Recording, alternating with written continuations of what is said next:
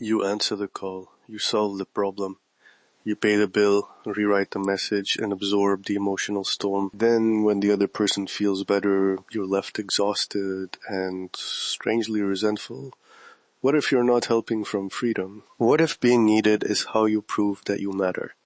Welcome to the Pattern Recognizer. Most people are running programs they never chose. Today we expose one of those programs, see exactly how it works, and discover the shift that can set you free.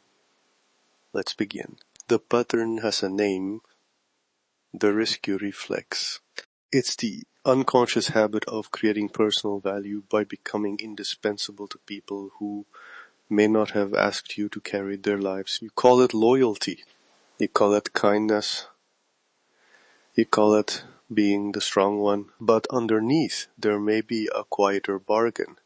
If I solve enough, anticipate enough, and sacrifice enough, then I'll be loved, safe, significant, or impossible to leave. Most people don't see it because they're living inside it. Today we're going to separate genuine support from compulsive intervention. And this often begins early. A child notices tension, unpredictability, financial strain, or emotional distance in the home. So the child adapts.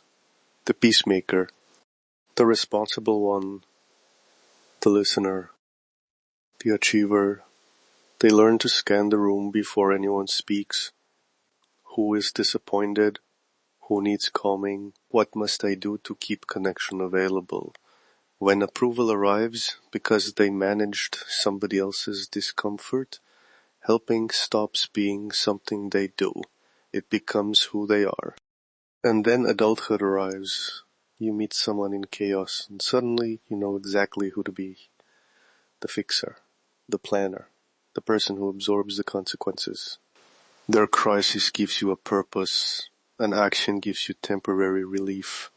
You send a message. You make the plan. You remove the consequence. For a moment, anxiety becomes usefulness. Usefulness feels like safety. That relief is the reinforcement. Sometimes your rescue is praised, sometimes it's ignored, sometimes the person becomes close and grateful, then disappears when the crisis ends. That unpredictability can make the pattern stronger. You keep trying because the next rescue might finally produce the recognition you wanted all along. Meanwhile, your own life waits. Your unfinished work waits, your difficult decision waits. Rescue can look generous on the outside while functioning as avoidance on the inside. That's the mechanism. There's also a deeper archetypal layer.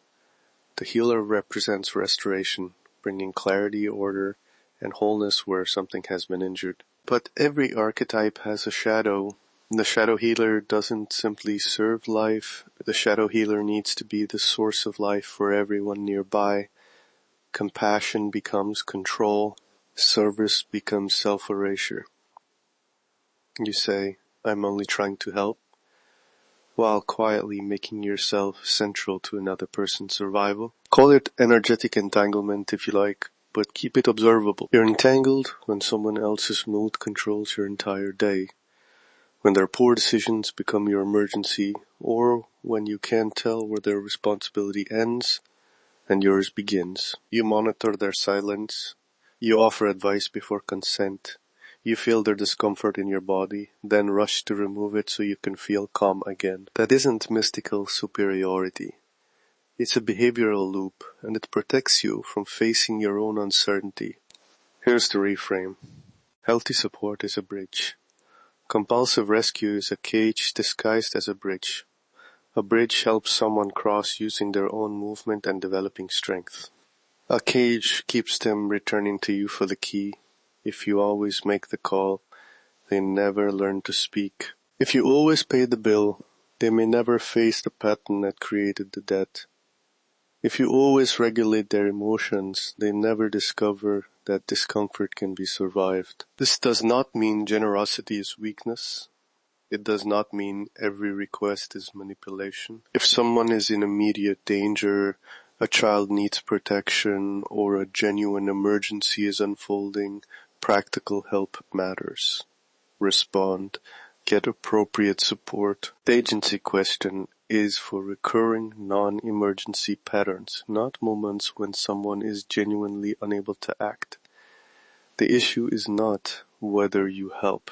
The issue is whether your help restores their agency or replaces it. So before you intervene, ask, will this restore their capacity or secure my place? Imagine someone texts, can you fix this for me? Your hand moves toward the keyboard. Stop. Take one breath. Then ask, do you want me to listen, brainstorm, or take practical action?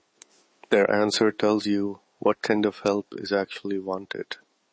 Your urgency is no longer making the decision for you.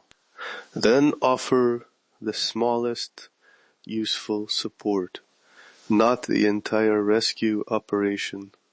One clear action that leaves the other person more capable than before. A friend keeps missing deadlines. Instead of saying, send me the file, I'll fix it tonight, try. Would you like help making a plan? You choose the first step and I'll review it once. A family member asks for money every month. You might say, I care about you, and I'm not able to keep funding this pattern. Let's look at the numbers and discuss options. Compassion with a boundary is still compassion. Now apply this across your life. In romance, notice whether intimacy appears only during crisis. Do they come toward you when they need regulation, then move away when responsibility returns? At work, notice the colleague who hands you every difficult task because you've trained everyone to expect your over-functioning.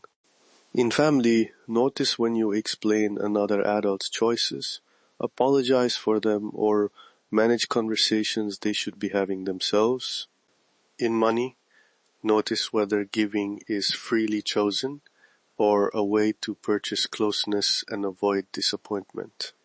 For the next 7 days, choose one recurring rescue situation. Write down what happens, what you feel in your body, what you fear will happen if you do nothing, and what you normally do. You can ask the question again, will this restore their capacity or secure my place? Maybe your shift is a boundary, maybe it's a clarifying question, maybe it's allowing silence instead of filling it. You might say, what do you think your next step is? Or, I trust you to decide.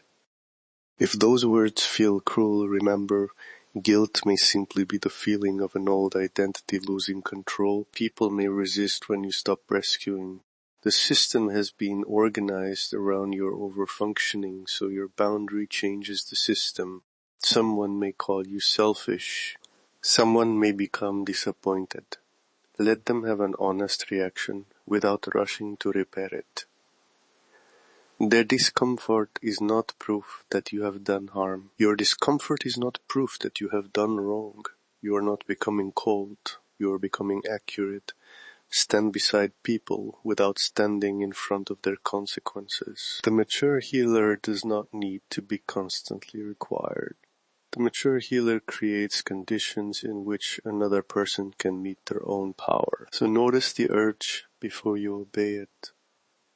Feel the tightening in your chest. Hear the thought, if I don't handle this, everything will fall apart.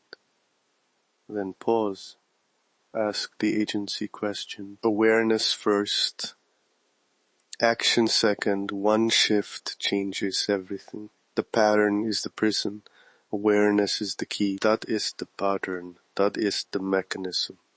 And that is your shift today. If you're ready to decode the full architecture of your life, explore my complete library at Desmarques.com.